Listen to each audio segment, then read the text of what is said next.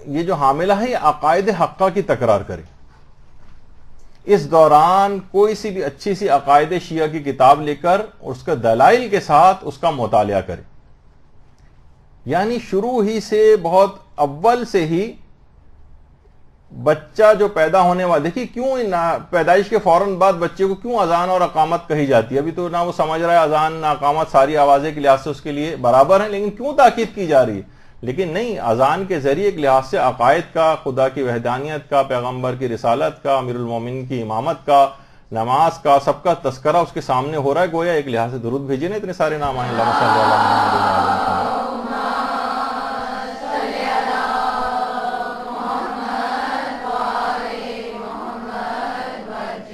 اس کا مطلب ہے کہ عقائد بچے کے اندر سرایت کر رہے ہوتے ہیں، ابتدا سے دوران حمل بھی سرایت کر رہے ہوتے ہیں، اور پیدائش کے فوراً بعد بھی، جبکہ وہ اتنا سن اور سمجھ بھی بظاہر نہیں رہا ہوتا.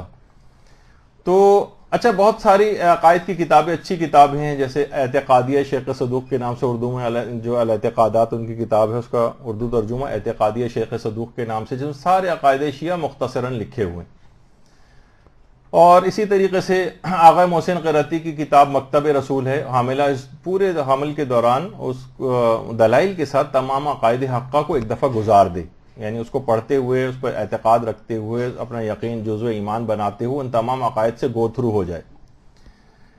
اچھا، اعتقادیہ شیخ صدوق ہے، مکتب رسول ہے آغا محسن قرتی کی، ہمارے عقائد، بہت ساری عقائد کی بہت سی اچھی اچھی کتابیں. ناصر مکارم شیرازی کی عقائد کے اوپر پوری کتاب ہے، اور مارکیٹ میں جائیں تو آپ کو بہت سی اچھی کتابیں اس طرح سے مراجع کرام کی بھی مل جائیں گی. تو بچہ ایک مضبوط اعتقاد لے کر دنیا میں آئے گا کہ اس کے بعد پھر انحرافات کی جو آندھیاں ہیں اس کے اعتقادات کو متزلزل نہیں کر سکیں گی.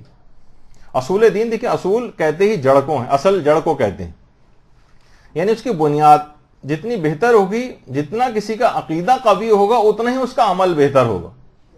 یعنی دیکھیے، کوئی شخص اگر جنت و جہنم پر یقین رکھتا ہے تو اس کو گناہوں، لازمی نتیجہ یہ ہے کہ اس کو گناہوں سے دور ہونا چاہیے. جب اسے پتا ہے کہ مجھے جہنم، آگ میں جلوں گا میں، نارے جہنم میں، تو پھر یہ گناہ کیسے کر رہا ہے؟ اس کا مطلب ہے کہ اس کا جنت و جہنم پہ اعتقاد کمزور ہے. تو جو مضبوط اعتقاد ہیں وہ خود عمل کے واسطے بھی مطلوب ہیں. یعنی جس کی جتنی توحید قوی ہوگی اتنی ہی اس کی اطاعت خدا زیادہ ہوگی. یقین کی دولت لے کر یہ بچہ دنیا کے اندر آئے گا.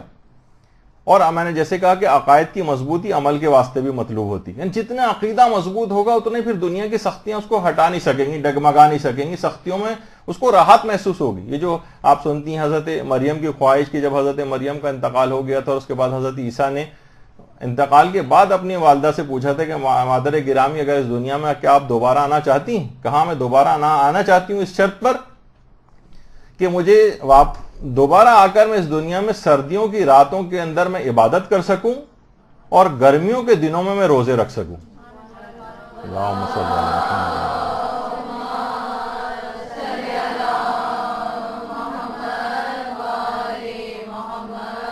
ان کے اندر تو زحمتیں ہی زحمتیں، سردیوں کی رات میں عبادت کرنا اور گرمیوں میں روزے رکھنا. لیکن کیا ہے کہ نہیں، اعتقاد جتنا زیادہ مضبوط ہے اتنا ہی وہ عمل کی طرف زیادہ رغبت دلاتا ہے. یہی وجہ ہے کہ اعتقاد اتنا مضبوط تھا اصحاب امام حسین علیہ الصلوۃ والسلام کا،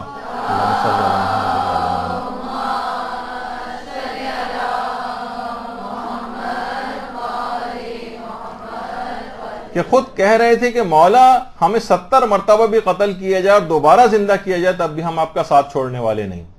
یہ تو سختیاں ہیں، قتل ہونا کتنی بڑی سختی ہے، لیکن نہیں، اعتقاد جتنا مضبوط ہوگا پھر سختیاں اثر انداز نہیں ہوتی. اچھا، دوسری طرف جو لشکر تھا اس کے پاس اعتقاد نہیں تھا. یہی وجہ ہے کہ وہ 6 ماہ کے بچے کو بھی نہر کر رہے تھے، اور کمزور اور ناتما عورتوں کے اوپر بھی پتھر بازاروں کے اندر برسا رہے تھے. اعتقاد کی کمزوری تھی، بلکہ اعتقاد تھا ہی نہیں. تو دیکھیں، مستحکم عقیدہ جو ہے نا، ایک روحانی بوجھ کو بھی کم کرتا ہے. انسان جتنا اعتقاد زیادہ مضبوط ہوگا اتنا سکون کی حالت میں رہے گا. خدا کی راہ میں آنے والی جتنی بھی مشکلات اور پریشانیاں ہوں گی اس کے لیے آسان ہو جائیں گی.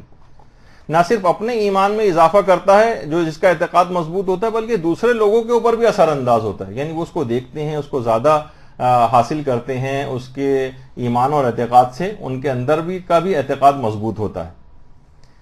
اس کے بعد اگلی جو چیز ہے یعنی اس اعتقاد حقہ کی تکرار کرے، کوئی بھی ایک اچھی سی کتاب لے کر ان کے تمام دلائل کے ساتھ اعتقادات کو گزارے۔ حاملہ بچے کے لیے نظر مانے۔ اچھا، اب نظر کے کچھ شرعی مسائل بھی ہیں جو توضیح المسائل میں پڑھے جا سکتے ہیں کہ اگر میرا بچہ صحیح و سالم پیدا ہوا، اس کے لیے جتنی بھی اور دعائیں ہو سکتی ہیں تو وہ نظر مان لے، بغیر کسی کمپلیکیشنز کے پیدا ہو، بغیر کسی ڈیفیکٹ کے پیدا ہو، ہر لحاظ سے میرا بچہ ٹھیک ہو تو میں 3 دن روزے رکھوں گی۔ دیکھیے امام حسن اور امام حسین کی شفا یابی کے لیے پیغمبر اسلام نے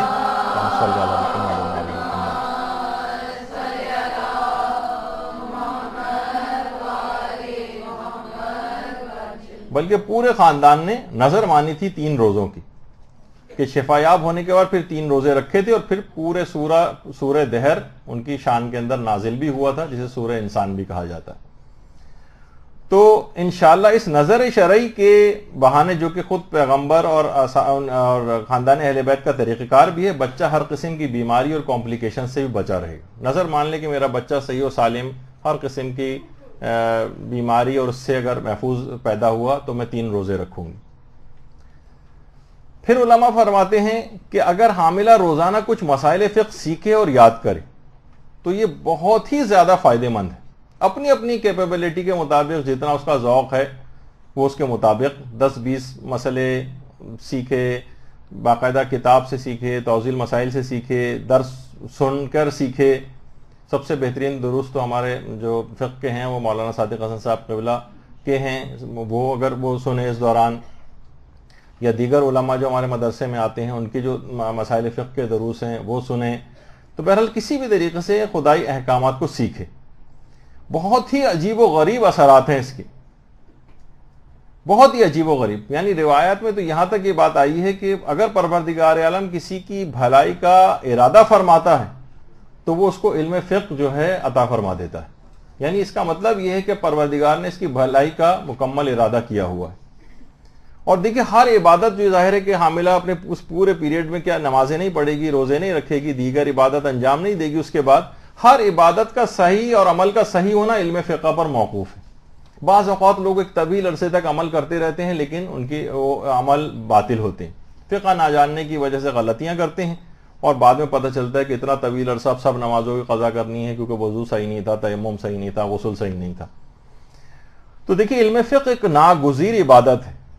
اچھا، یہ جب آپ کو علم فقہ حاصل ہوتا ہے تو آپ عبادت پورے یقین و اطمینان کے ساتھ کرتے ہیں کہ میں نے اللہ کی جس طریقے سے اس کا حکم تھا اس کے مطابق عبادت کر لی ہے، ظن و احتمال کا اور وہم کا اس میں کوئی دخل نہیں ہوتا، اور پورے ٹھوس یقین کے ساتھ انسان عبادت کرتا ہے کہ میرا عمل صحیح۔ اسی طریقے سے عورتوں کو جو یہ پیریڈ جب گزر جائے گا اس کے بعد بھی اس کو نمازیں پڑھنی پڑیں گی، اور عادت کی بہت سارے دن ایسے آئیں گے کہ جس کے اندر ان مسائل کا خیال کرنا ہوتا ہے، فقہی مسائل کا، تو اس لحاظ سے اس کو علم فقہ اس دوران جاننا بہت بڑا ضروری ہے کہ کچھ نہ کچھ 5-10 فقہی مسئلے یا جتنی بھی اپنے اس میں صلاحیت ہے اس کے مطابق کم اور زیادہ، جتنا زیادہ کرے گی اتنا زیادہ اس کو فائدہ ہوگا۔ اور جیسے جیسے اس کو علم فقہ حاصل ہوتا چلا جائے گا، خدا اس کو یقین کی دولت بڑھاتا چلا جائے گا اور اس کو علم بھی زیادہ سے زیادہ دیتا چلا جائے گا، یعنی مومن ایک لحاظ سے ترقی کرتا جاتا ہے۔ اور سب سے زیادہ اہم بات یہ کہ اس کا دماغ حیرت انگیز طور پر بچے کا بہت ذہین ہوگا اگر ماں اس دوران اس بات کی پاسداری کرتی، بہت شارپ، بہت ذہانت والا بچہ ہوگا۔ دیکھیے آج کل ایک ٹی وی بڑے پروگرام بھی آ رہے ہیں، باقاعدہ پروگرام آ رہے ہیں کہ جناب دیکھیے اسرائیلی لوگ کتنے زیادہ کامیاب ہیں، پورا اسرائیل جو ہے کہ لوگ کتنے زیادہ مختلف فیلڈز کے اندر کامیابیاں حاصل کرتے ہیں، کس طرح سے ہو رہا ہے، باقاعدہ پورے ٹی وی پروگرام اس کے اوپر۔ حالانکہ پاکستان کے اندر کتنا زیادہ یعنی ان کے خلاف ایک وہ جذبہ پایا جاتا ہے، لیکن ٹی وی پروگرام باقاعدہ اس طرح کے کیے گئے۔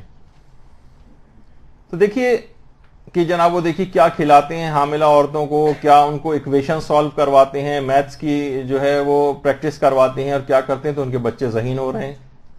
تو دیکھیے وہ تو کوئی بھی کام ایسی چیزیں جو فائدہ پہنچانے والی ہوں اس کا تو فائدہ ہوتا ہے، لیکن اصلاً اسرائیل کی کامیابی کا یہ راز نہیں ہے بلکہ ظلم و استبداد ہے۔ کمزور قوموں کے حقوق غصب کرنا اور سازشیں اور ظلم کر کے ان کے وسائل کے اوپر قبضہ کرنا، اس کو ذہانت نہیں بلکہ شیطنت و مکاری کہا جاتا ہے۔ یہ بہرحال ایک الگ موضوع ہے جس پہ الگ ہے، لیکن لوگ پورے پروگرام اس پہ کر رہے ہیں کہ اصل میں انہوں نے کامیابیاں جو حاصل کی ہیں اپنی ذہانت سے حاصل کی ہیں، اور حاملہ اس دوران یہ کام کرتی، اپنی چیز نہیں دیکھ رہے۔ کہ آپ کے اسلام نے کیا کیا اس متعلق کہا ہے، بلکہ اسرائیلیوں سے متاثر ہو کر ان کے اوپر پروگرام آ رہا ہے ٹی وی پر. تو یہ بہرحال ایک الگ موضوع ہے. تو دماغ علم فقہ سے بہت زیادہ شارپ اور تیز ہو جاتا ہے. دیکھیے کربلا میں بھی انتخاب کے لیے ہر دوست کا انتخاب نہیں کیا تھا، بلکہ مرد فقیہ حبیب ابن مظاہر کا انتخاب عمل میں لایا تھا. صلی اللہ علیہ وسلم.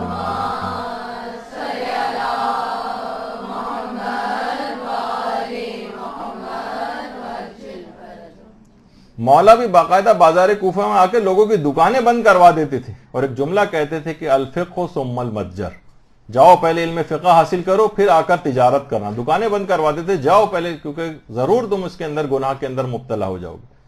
تو فقہی مسائل کا علم بہت زیادہ ضروری علم ہے. حاملہ کو چاہیے کہ سارے مسائل کو ابھی سے سیکھے. اس کو عبادات بھی انجام دینی ہے، نمازیں صحیح طور پر پڑھنی ہے تاکہ بچے پر صحیح اثرات ہوں، روزے صحیح رکھنے ہیں وغیرہ وغیرہ. بہت ساری چیزیں ایسی ہیں. تو اس میں خاص طور پر اپنی عبادات سے مربوط جو مسائل فقہ ہیں، وضو کے ہیں، نمازوں کے ہیں، غسل کے ہیں، تیمم کے ہیں، عورتوں کے مخصوص مسائل کے ہیں، نفاس کا خون اس کو آئے گا، اس میں اس کی عبادتوں کا بڑا مسئلہ ہوگا.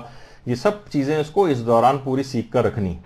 دیکھیے اصل جو علمی محفلیں ہیں نا، جن کا روایت میں تذکرہ آیا ہے کہ وہ وہی ہیں جن میں حلال و حرام کی تعلیم دی جاتی، جنہیں جنت کے باغات کہا گیا ہے.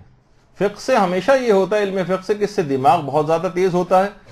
ایسی عورتیں جن جو خود فقہی مسائل کو بہت زیادہ دوران حمل یاد کریں اور توضیح المسائل اور دیگر چیزوں کو، علم فقہ کو حاصل کریں، ان کے بچے بھی پھر پوزیشن ہولڈرز بنیں گے. یعنی عام دنیا کے اندر بھی ظاہر ہر شخص چاہتا ہے کہ میرا بچہ اچھے سے اچھا پڑھے. تو یہ اس دوران تھوڑی سی یہ اپنی رعایت کر لیں ان چیزوں کی، تو دیکھے گی کہ بہت پھر آسانیاں ہی آسانیاں اس کے لیے ہوتی چلی جائیں گی. اور کبھی بھی کہا جاتا ہے کہ جو علم فقہ حاصل کرتا ہے یا اس میں تھوڑا سا بھی کچھ اپنی مہارت کو پیدا کرتا ہے اور اپنے دماغ کو زیادہ اس طرف لگاتا ہے، وہ کبھی بھی مالی تنگی کا شکار نہیں ہوتا. اس کی ہر ضرورت پروردگار عالم پورا کرتا چلا جاتا ہے. بہت بابرکت چیز ہے. یہی وجہ ہے کہ علم کے لحاظ سے بھی دیکھیے آپ کو کتنے سارے افراد نظر آئیں گے جو مفکر بھی ہیں اور مفسر بھی ہیں اور محدث بھی ہیں اور مبلغ بھی ہیں اور بڑے بڑے عالم دین ہیں، لیکن ان کی تقلید نہیں ہو سکتی کیونکہ وہ فقیہ نہیں ہیں. فقیہ علم فقہ ایک ایسی چیز ہے کہ دیکھیں ہر مفکر کی بھی تقلید نہیں ہو سکتی. شہید مطہری کتنے بڑے مفکر تھے لیکن تقلید ان کی نہیں کی جا سکتی. مفسر قرآن آیت اللہ سید محمد حسین طباطبائی کتنے بڑے مفسر قرآن کے آج تک ان کا ایسی تفسیر نہیں لکھی گئی جیسے انہوں نے لکھی، لیکن تقلید نہیں ہو سکتی.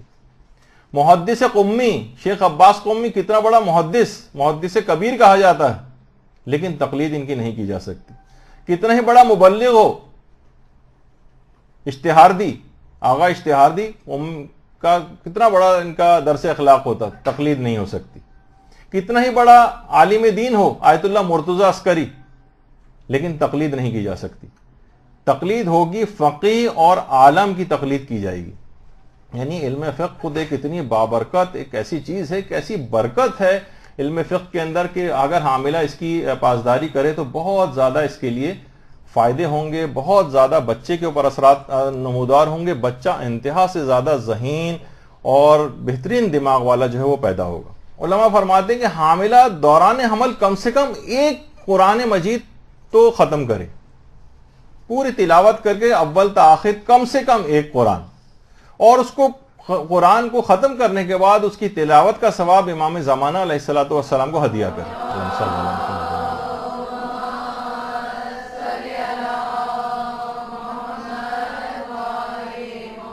روایات میں بھی یہ بات آئی ہے کہ اگر کوئی شخص قرآن کو پورا ختم کرنے کے بعد معصومین میں سے کسی ایک معصوم کو بھی اگر ہدیہ کر دے تو وہ قیامت میں اہل بیت کے ساتھ محشور کیا جائے گا.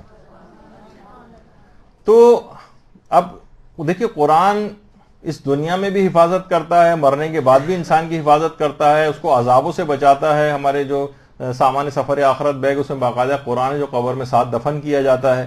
تو اس دنیا میں بھی قرآن انسان کا محافظ ہے، مرنے کے بعد بھی محافظ ہے. مصیبتوں سے جھگڑا قرآن کر کے مصیبتوں سے نجات دلاتا ہے. عذاب خدا قبر میں آ رہے ہوتے ہیں تو عذابوں کے ساتھ جھگڑا کرتا ہے اور اس کو عذاب کو برطرف کرواتا ہے.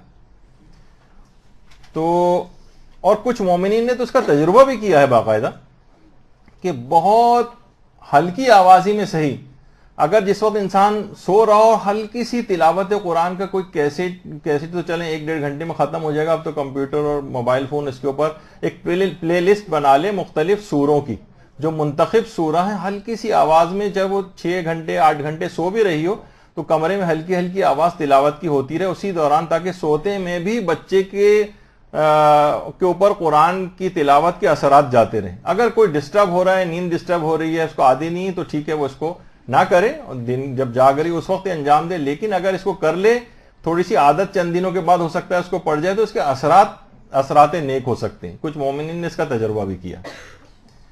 تو ایک تو یہ کہ اس جہاں پر تلاوت ہوتی ہے وہاں سے شیاطین فرار اختیار کر جاتے ہیں. اب نورانیت میں اضافہ ہوتا چلا جاتا ہے اور بہت سے سارے جسمانی امراض بھی دور ہوتے ہیں.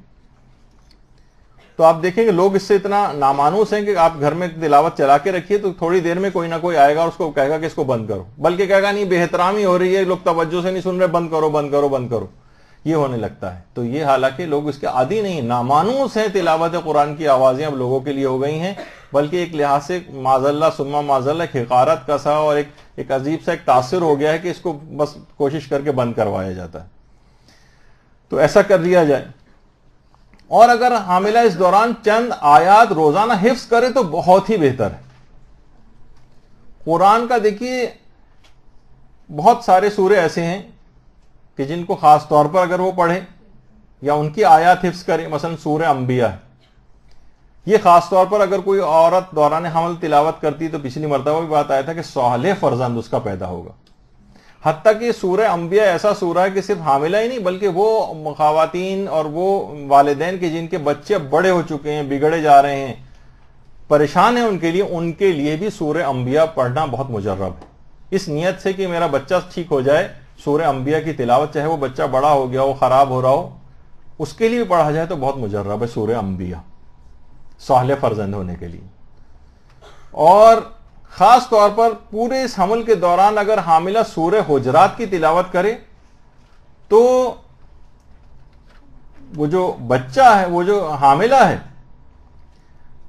اس کا وہ حمل ساقط ہونے سے محفوظ رہے گا. یہ پیغمبر اسلام نے جملہ ارشاد فرمایا. اللہم صلی اللہ علیہ وسلم.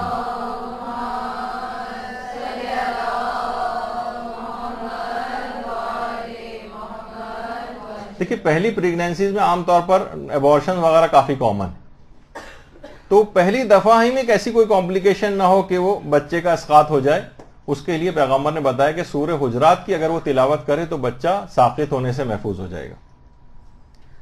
اور خاص طور پر علماء کہتے ہیں کہ ڈیلیوری سے 3 ماہ پہلے خاص طور پر تلاوت قرآن زیادہ کرنے کی اہمیت بڑھ جاتی, یعنی آخری 3 ماہ میں تلاوت قرآن کی تاکید زیادہ ہے.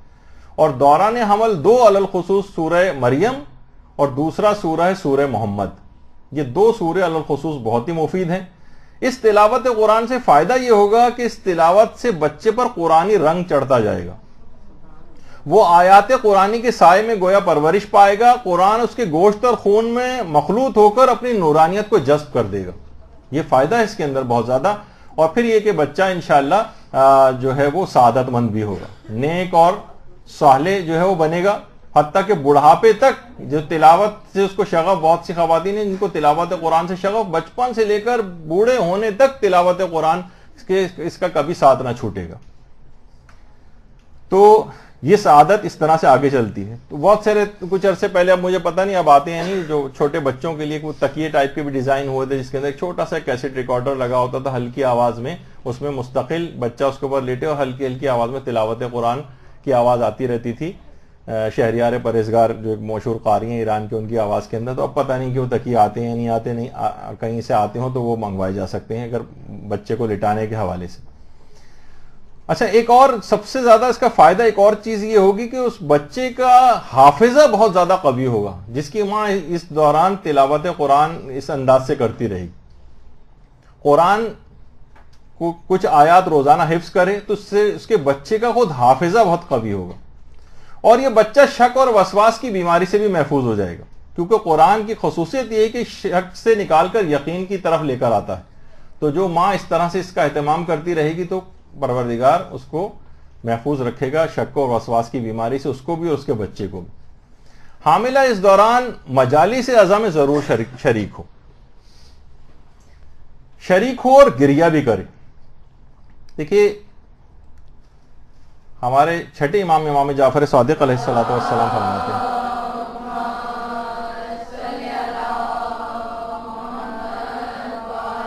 کہ آتش جہنم اس کے چہرے پر حرام ہو جاتی جس کے چہرے پر یہ اشک اور آنسو گریہ امام حسین میں گرتے ہیں. اور روایات میں کہ فرشتے اہل مجلس کو گھیر لیتے ہیں, ان کے لیے مغفرت کی دعائیں کرتے ہیں, خدا ان کی ہر دعا کو بھی قبول کرتا ہے. اور جو افراد اس میں بیٹھے ہوتے ہیں مجلس میں, ان کے گھر پہنچنے تک ان کے تمام گناہ بھی معاف ہو چکے ہوتے ہیں. تو ایک تو خود حاملہ کو یہی فائدہ ہوگا کہ اس کو سارے گناہ معاف ہو جائیں گے. اور عزاداری جو ہے اس کا ایک فائدہ یہ بھی ہوتا ہے کہ تعلیمات اہل بیت کو سینہ بہ سینہ منتقل کرتی جاتی. ورنہ جو سیرت ہے اہل بیت کی, اگر یہ واقعتاً اس طور پر عزاداری ہو اور جہاں ہوتی وہ آئی اب تک, اب کچھ اس کے اندر کچھ نظر آ رہی ہیں ایسی چیزیں کہ اس میں صحیح تعلیمات اہل بیت کو نہیں پیش کیا جاتا. لیکن ورنہ سیرت اہل بیت کتابوں میں بوسیدہ ہو کر گویا دیمک کا خدا نہ خواستہ نوالا نہ بن جاتی. اور اس لحاظ سے یہ اس کے اندر جو تعلیمات بیان ہوتی ہیں کہ لوگوں کے دل و دماغ کے اوپر نقش ہوتی ہیں. اور خود حاملہ کا جو فرش عزا پر آنا ہے خود گویا اجر رسالت کی ادائیگی کے لیے آ رہی ہے یہاں پر. تو گویا یہ بچہ جو شکم میں ہے اور یہ جو ماں ہے یہ اہل بیت کی خوشی میں خوشی مناتے ہیں, جشن کے پروگراموں میں بھی جائے. یہ اہل بیت کے غم میں غم مناتے ہیں, مجالس عزا کے اندر آئے. تو اب جی کی جب اس مجلس میں آتی ہے تو اس کے اندر قرآن کی آیات بھی سنتی ہے, وہ اس کے اندر جو ہے احادیث مبارکہ بھی سنتی ہے, عقائد کی باتیں بھی سنتی ہے, اور فضائل اہل بیت سنتی ہے, مصائب اہل بیت سنتی ہے, ان کی سیرت کی باتیں سنتی ہے. تو اس کے اوپر یہ تمام اثرات یہ بچہ قبول کر رہا ہے. پھر وہ تبرک بھی کھاتی ہے جو خود بیماریوں سے خود شفا ہے. تبرک کے اندر ایک صفت پائی جاتی ہے, تو جسمانی امراض سے بھی اس کو شفا ملتی ہے. اسی دوران جب وہ گریہ ہو تو وہ اگر اپنے بچے کے لیے اس موقع پر, گریے کے موقع پر, مصائب کے موقع پر اگر بچے کے لیے خاص طور پر وہ دعا مانگے تو وہ لازمی قبول ہوتی. خود ذاتی طور پر میں نے کچھ دعائیں ایسی جو خود مقام گریہ میں کوئی خصوصیت کے ساتھ کچھ دعائیں جو اس وقت مانگی ہیں وہ لازمی قبول ہوئیں, یعنی ذاتی تجربہ بھی. تو آپ اس لحاظ سے کبھی کر کے دیکھیے کہ عین اس موقع پر انسان کا دل بہت زیادہ نرم ہوتا ہے, کسی قسم کا کوئی یقیناً جو مجلس عزا میں شرکت کے طفیل وہ گناہ بھی معاف ہو جاتے ہیں, تو انسان کا دل بہت زیادہ اس وقت نرم ہوا ہوتا ہے. اس موقع پہ جو بھی دعا مانگے وہ ضرور قبول ہوتی. اور دیکھیے بچہ شکم مادر میں ہر قسم کا یہ اثر بھی قبول کر رہا ہے, اور جب یہ گریہ کرے گی اور جو دعا اس موقع پر ہو رہی ہوتی ہے تو امام حسین علیہ السلام کی خصوصی توجہ اللہم صلی علی محمد وعلی آل محمد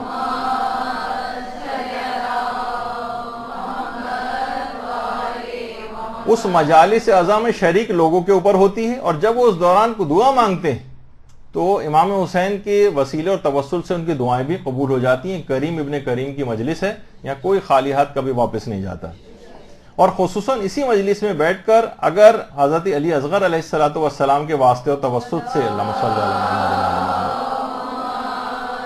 وعلی آل محمد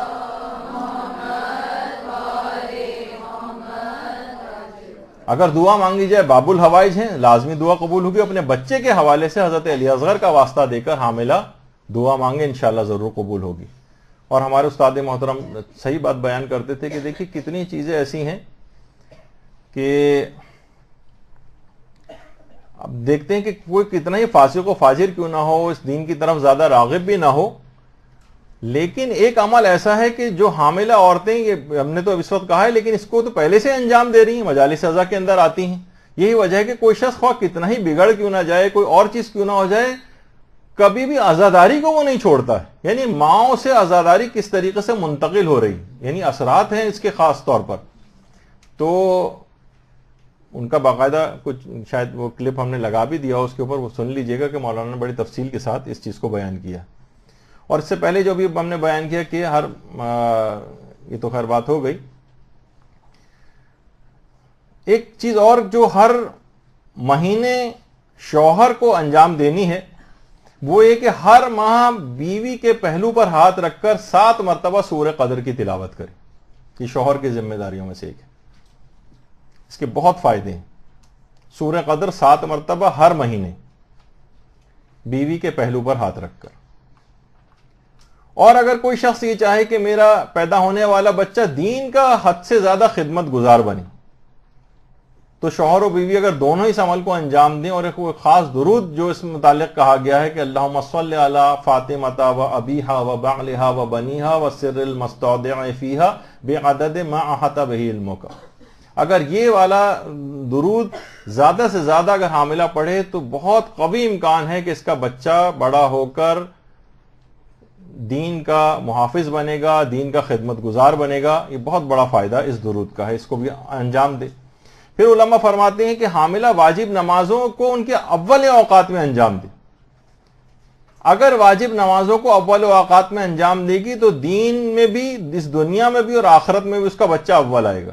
وہ خود بھی اول آئے گی اور اس کا بچہ بھی اول آئے گا. یہی وجہ ہے کہ آیت اللہ بہجت فرماتے تھے کہ جو میرے اپنے استاد تھے آیت اللہ علی آقا قاضی، یہ ان کی جوانی کی تصویر ہے، یہ خود نقل کرتے تھے کہ اگر نماز واجب کو اگر کوئی شخص اول اوقات میں ادا کرے اور مقامات عالیہ پر فائز نہ ہو تو وہ مجھ پر لعنت کرے.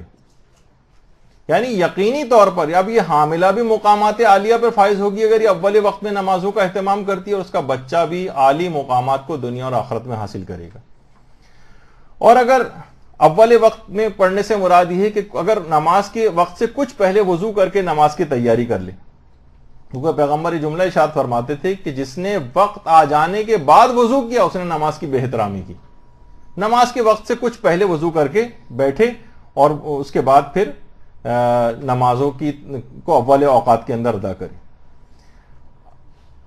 اگر ممکن ہو تو حاملہ ایک بار کم سے کم جتنی زیارتیں معصومین ممکن ہو اس حمل کے پیریڈ میں اگر یہ قبور کی زیارت کے لیے چلی جائے، ایران کی زیارت کے لیے جانا ممکن ہو وہاں چلی جائے، عراق کی زیارت کے لیے جانا ممکن ہو وہاں چلی جائے، ایران اور عراق دونوں جانا ممکن ہو وہ چلی جائے، عمرے کے لیے مثلا جائے تو وہاں مختلف زیارتیں، جس طریقے سے پیغمبر اسلام کی قبر کی زیارت کے لیے اللہم صلی علی محمد و آل محمد.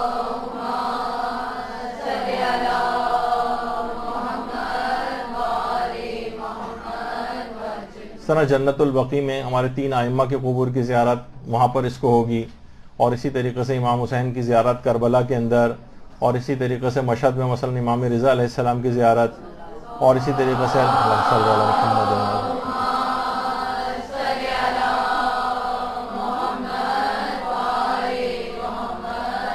کاظمین میں ہمارے 2 امام ہیں، اس کے علاوہ سامرہ میں 2 ہیں. تو اس طرح سے تمام کی اگر وہ جہاں پہ بھی جانا اس کے لیے ممکن ہو.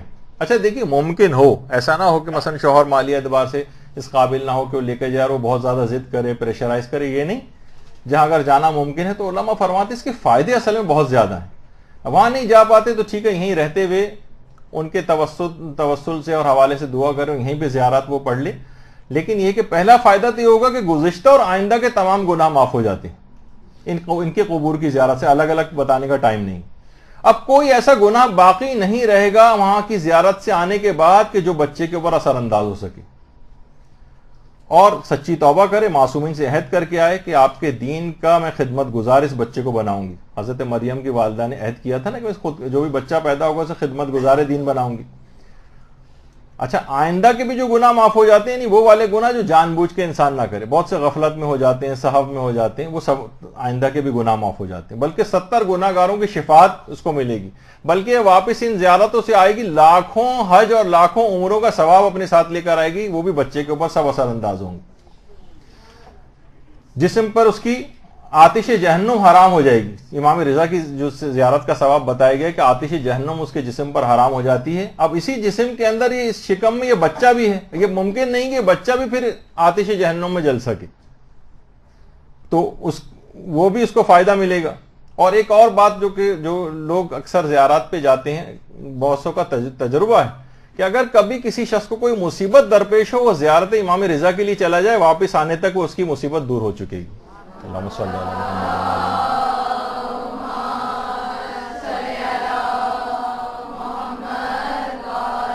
جن افراد نے اس کا تجربہ کیا ہمیشہ 100% اس کو کارآمد پایا. اچھا اسی طریقے سے اب زیارات کے اوپر جائے گا حضرت مسلم ابن عقیل، جن کی پوری نسل واقع کربلا میں ختم ہو گئی. ان کی اس نسل جو ختم ہو گئی واقع کربلا میں، اس کے واسطے اور توسط سے مسلم ابن عقیل کی قبر پہ جا کر اور طفلان مسلم وہاں پر جو بھی اپنے بچوں کے لیے دعا مانگے گا وہ لازمی قبول ہوگی. یا مثلا اس بچے کے حوالے سے جو ہمارے زیارت ایران کے جو دروس ہوئے تھے اس میں بھی تھا کہ وہ خاص جو گلدستہ جہاں پھول وغیرہ لگائے جاتے ہیں اس کے پھول کچھ یا اس کا کچھ پانی لے کے اگر پیا جائے تو وہ بھی بہت زیادہ کارآمد جو ہے ہوتا ہے بیماریوں کے لحاظ سے اور بچوں کے لحاظ سے بھی. اور مکے میں جب ہو تو زمزم پیتے وقت جو ہے وہ دعا کرے بچے کے لیے. تو جتنا بھی ہوگا ان سب کے جو ہے وہ اثرات ہوں گے. تو اچھا جن کے پاس سہولت نہیں ہے وہ جیسے کہ میں نے کہا کہ وہ یہیں پر رہتے ہوئے بھی اس کو انجام دے لیں کسی طریقے سے، ان زیارات کو پڑھ لیں اور امام کے کا واسطہ و توسط سے اگر جو بھی دعا کریں گے انشاءاللہ وہیں پر ہی قبول ہوگی. کہ نماز شب کی علی الخصوص حاملہ اگر کوشش کر کے پابندی کرے، 11 رکعت نہ پڑھ سکے تو 3 رکعت، ورنہ 1 رکعت کم سے کم ضرور پڑھے، اور 11 پڑھے تو کیا ہی کہنا. صرف چند ماہ کی اس کو یہ زحمت برداشت کرنی ہے، اس کے بعد آرام سے اپنے بچے کی جو تربیت ہے اس میں کوئی خاص اس کو محنت نہیں کرنا پڑے گی. اور 70 فائدے نماز کے، نہ جانے کتنے فائدے جو ہے نماز شب کے اس حاملہ کو اور اس کے بچے کو سب عطا ہوں گے. اور قنوت میں خاص طور پر اگر یہ دعائے سلامتی ہے امام زمانہ، اللہ اللہم صلی علی محمد و علی محمد،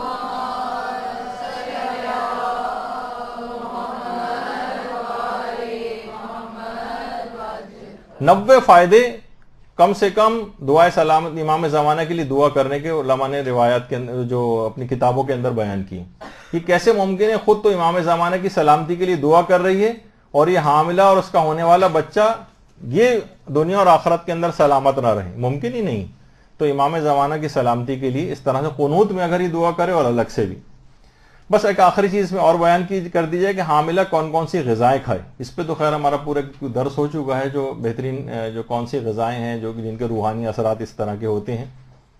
لیکن کچھ چیزیں روایت میں الگ سے بتائی گئی ہیں حاملہ کے لیے.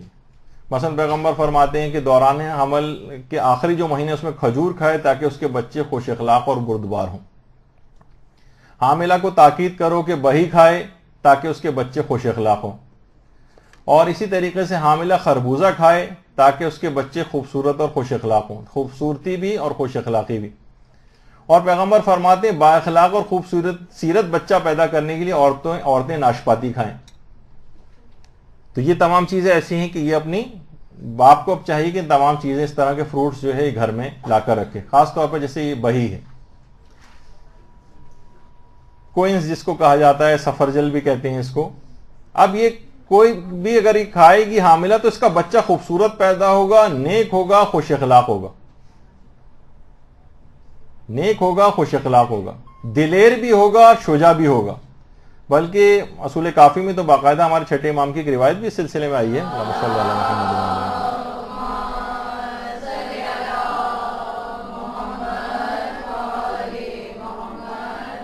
کہ امام نے ایک دفعہ ایک خوبصورت بچے کو دیکھا تو کہا کہ اس کے باپ نے ضرور بہی کھایا ہوگا. یعنی اس کے اس قسم کے اثرات ہوتے ہیں. اور یہ بھی آیا ہے، اچھا اب روایات کے اندر تو کاسنی کا ذکر آیا ہے. میری اتنی زیادہ ریسرچ نہیں، کاسنی اگر کسی پھول کا نام ہے وہ کس طرح سے کھایا جائے گا کوئی حکیم صاحب ہی آپ کو بتا سکتے ہیں، میری اس متعلق اتنی معلومات نہیں ہے. بس روایت میں ہے کہ بچہ اس کا خوبصورت ہوگا اور گروتھ اس کی بہت اچھی ہوگی. اور کندر یا کندر جسے کہا جاتا ہے، اس کو اگر حاملہ کھائے گی تو اس کی عقل زیادہ، اس کے بچے کی عقل زیادہ ہوگی، وہ نیک ہوگا، دلیر ہوگا اور تحمل مزاج ہوگا. روایتوں میں یہ آیا. اسی طریقے سے میٹھے انار کے متعلق بھی بات آئی ہے کہ اس کا بچہ نیک ہوگا اور نورانی صفت کا حامل ہوگا، کہ انار جو ہے وہ نورانیت پیدا کرنے والا ایک پھل روایتوں میں بیان کیا گیا ہے. اور اسی طریقے سے اگر خربوزہ وہ کھاتی ہے تو خربوزے کی کا بھی ایک صفت یہ بتائی گئی ہے کہ اس سے بچہ خوبصورت پیدا ہوتا ہے. تو کچھ چیزیں ایسی ہیں جو روایت میں آئی ہیں.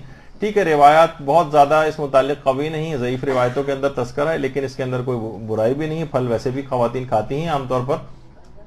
اب اس کے بعد ایک دیکھیے، وہ جو چارٹ مجھے بیان کرنا تھا وہ چارٹ آج پھر رہ گیا، اتنا وقت نہیں بچا کہ ہم اس کو بیان کر سکتے. اس چارٹ کو اب ہر مہینے کے اعتبار سے ایک خصوصیت کے ساتھ ایک چارٹ ہے کہ جس کی پاسداری عورت کو کرنی، کہ ہر ماہ اس کو خاص طور پر کون سے اعمال ایک خاص انداز سے اگر کرے تو بہت قوی امکان ہے کہ وہ بچہ امام زمانہ علیہ السلام کا سپاہی بنے گا، اگر واقعی صلی اللہ علیہ وسلم۔